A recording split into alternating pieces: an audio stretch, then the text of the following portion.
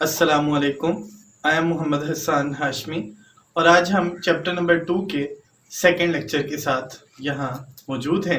हम information networks के ऊपर लास्ट लेक्चर में बात कर रहे थे और प्रीवियस लेक्चर में हमने देखा था नेटवर्क मॉडल क्या होता है, फिर हमने बात की थी वर्क ग्रुप कंप्यूटिंग की, फिर हमने ग्रुप वेयर कंप्यूटिंग की बात की, टर्मिनल कंप्यूटर को देखा था और सर्वर कंप्यूटर के ऊपर हमने बात की थी। आज हम नेटवर्क मॉडल्स के ऊपर बात करेंगे। बेसिकली हमारे पास डिफरेंट टाइप्स के नेटवर्क मॉडल्स अवेलेबल होते हैं, वो कौन से हैं हम इंशाल्लाह इनके ऊपर भी डिस्कशन करेंगे। सो स्टार्ट करते हैं हम अपने पहले मॉडल के साथ जो हमारे पास नेटवर्क मॉडल अवेलेबल है। हम इस नेटवर्क मॉडल को क्लाइंट सर्वर मॉडल के नाम से या डेडिकेटेड मॉडल के नाम से भी रिप्रेजेंट करते हैं। एक ऐसी एनवायरनमेंट जहां पे एक या एक से ज्यादा सर्वर कंप्यूटर्स मौजूद होते हैं और उनके साथ मल्टीपल क्लाइंट कंप्यूटर्स मौजूद होते हैं, हम इस मॉडल को डेडिकेटेड मॉडल या क्लाइंट सर्वर मॉडल के नाम से रिप्रेजेंट करते हैं। अब याद रहे, हम सिंपली क्लाइंट कंप्यूटर की अगर बात करें तो क्लाइंट कंप्यूटर ने रिक्वेस्ट जनरेट करनी होती है ताकि वो सर्विसेज हासिल कर सके जो उसे रिक्वायर्ड है, जबकि सर्वर कंप्यूटर ने रिस्पॉन्ड करना होता है जो सर्विसेज क्लाइंट कंप्यूटर ने हासिल करनी होती है। हमें इस मॉडल के अंदर पता होना चाहिए कि जो क्लाइंट कंप्यूटर है वो एक से ज्यादा होते हैं, जबकि सर्वर कंप्यूटर वो एक भी हो सकता है या एक से ज्यादा भी हो सकते हैं। लेकिन इसको समझने के लिए कि क्लाइंट कंप्यूटर का रोल क्या होता है और सर्वर कंप्यूटर ने कैसे एक्ट करना होता है, हम एक एग्जांपल से इस चीज को समझने की कोशिश करते हैं। हम एक बुक शॉप की बात करते हैं। उस बुक शॉप में मल्टीपल बुक्स अवेलेबल होती हैं और वहां पे मल्टीपल बुक्स हासिल करने के लिए मल्टीपल कस्टमर्स वहां पे आते हैं। सो कस्टमर ने रिक्वेस्ट करनी होती है जो बुक उसे रिक्वायर्ड होती है और बुक स्टोर में जो शॉपकीपर है उसने रेलिवेंट बुक वो कस्टमर तक पहुंचानी होती है। अब वहां सिर्फ एक ही तर्ज की किताबें मौजूद नहीं होती, ना ही एक ही तर्ज के कस्टमर्स वहां पे एक ही बुक की डिमांड के लिए आते हैं। वहां पे बहुत से कस्टमर्स होते हैं और वहां पे बहुत सी बुक्स अवेलेबल होती हैं जो कस्टमर्स को प्रोवाइड की जाती हैं। सो जिस तरह की रिक्वेस्ट होगी उसी के अकॉर्डिंग सर्वर ने उसको रिस्पॉन्ड करना होता है। चूंकि मल्टीपल क्लाइंट्स मल्टीपल साइट्स या लोकेशंस के ऊपर होते हैं, सो जिस तरह की रिक्वेस्ट होगी उसके मुताबिक सर्विसेज उसको प्रोवाइड की जाएंगी। सिंपली हम कह सकते हैं कि the responsibility of server computer is to control the whole network. मुकम्मल नेटवर्क को कंट्रोल करने की जो रिस्पॉन्सिबिलिटी होती है वो सर्वर कंप्यूटर के पास होती है।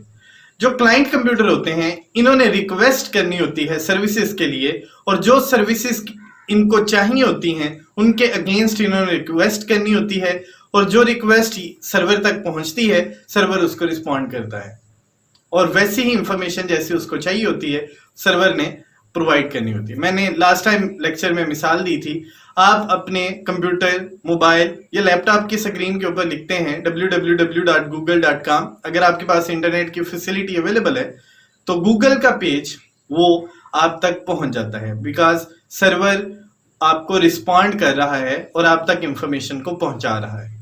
अब हम बात करते हैं इसके एडवांटेजेस और डिसएडवांटेजेस की। जाहिर है जब हम नेटवर्किंग के अंदर देखेंगे तो चूंकि हमारे पास सर्वर एक या मल्टीपल साइट्स के ऊपर पड़े होते हैं, बाजू का दो या दो से ज्यादा होते हैं, सो जो ट्रैफिक है उसमें रिड्यूस हो जाती है। मैं बुक शॉप ही की मिसाल देता हूं।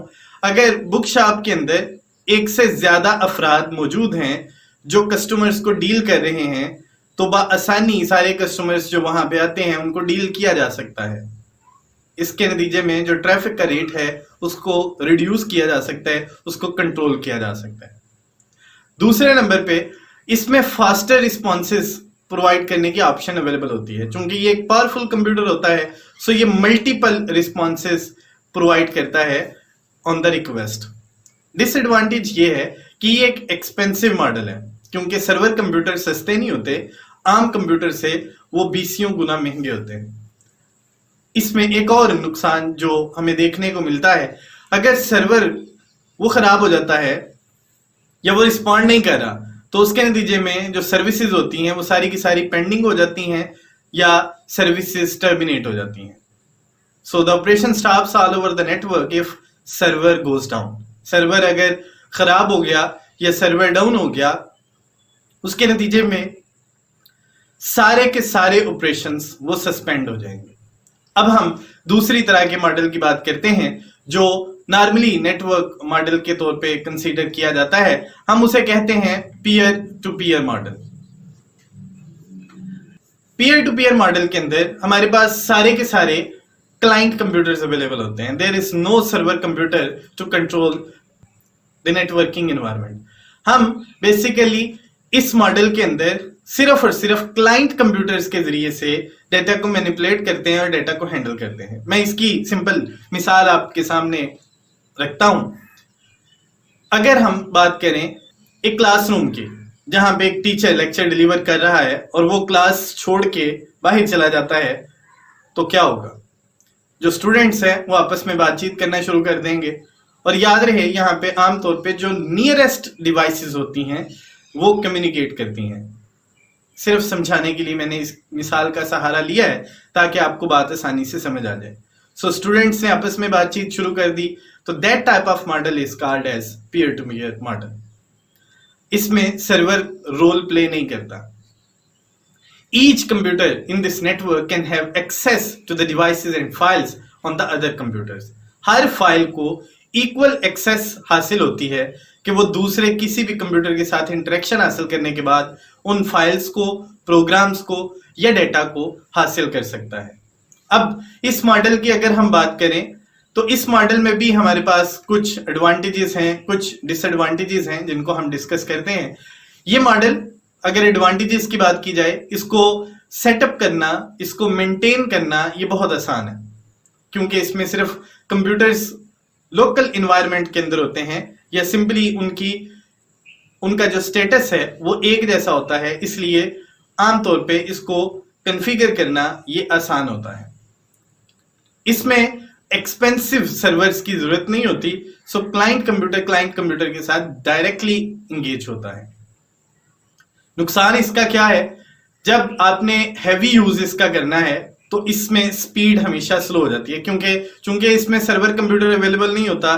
सो सर्वर कंप्यूटर चूंकि मोर पावरफुल होता है, इसलिए वो नेटवर्क ट्रैफिक को बेहतर तौर पे मैनेज कर सकता है। लेकिन चूंकि यहाँ पे सर्वर कंप्यूटर अवेलेबल नहीं होता, तो क्लाइंट कंप्यूटर मैक्सिमम यूज करने से उसकी स्पीड इफेक्ट होती है। इसमें आमतौर पे सिक्योरिटी के फीचर्स वो बहुत कम होते हैं। So it provides less security than the client server model. अब हम बात करते हैं एक और मॉडल की, जिसको हम कहते हैं हाइब्रिड मॉडल। हाइब्रिड बेसिकली कहा जाता है combination of all the previous models. So हमारे पास ये जो मॉडल है हाइब्रिड मॉडल, ये पहले वाले जो दोनों मॉडल्स हैं ये उनकी कॉम्बिनेशन से वजूद में आता है। So it is the combination of client server model and the peer to peer model. हम इस मॉडल को क्लाइंट सर्वर मॉडल और पीयर टू पीयर मॉडल का मिक्सचर भी कह सकते हैं। Many networks use a mixture of both these networking models.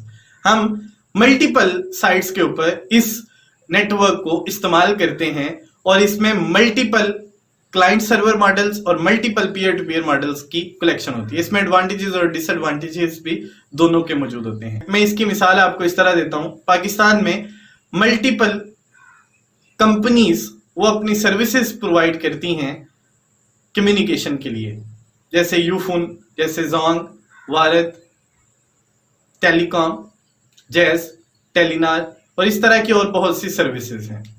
सो जो मोबाइल कंपनीज हैं वो भी बहुत सी हैं। सिम कार्ड्स के साथ साथ मोबाइल कंपनीज जो मोबाइल सेलुलर डिवाइसेस प्रोवाइड करती हैं वो भी अलग-अलग हैं। सो आप किसी भी सिम को किसी भी मोबाइल में डाल के आप मैसेज को कम्युनिकेट कर सकते हैं। ये हमारे पास हाइब्रिड मॉडल की एग्जांपल है। उम्मीद है कि आप इस टॉपिक को अपने तौर पे पढ़ने और समझने की कोशिश करेंगे। जहां पे आपको लगे कि आपको समझ नहीं आती, आप मेरे साथ राब्ता कर सकते हैं। कमेंट सेक्शन में अपनी राय भी जरूर दिया करें ताकि मुझे पता चले आपको किस चीज़ की समझ नहीं आई और मैं उस चीज़ को आपको बेहतर तौर पे समझाने की कोशिश करूंगा। अपना बहुत ख्याल रखिएगा। मुलाकात होगी इंशाल्लाह अगले लेक्चर में। अल्लाह हाफिज।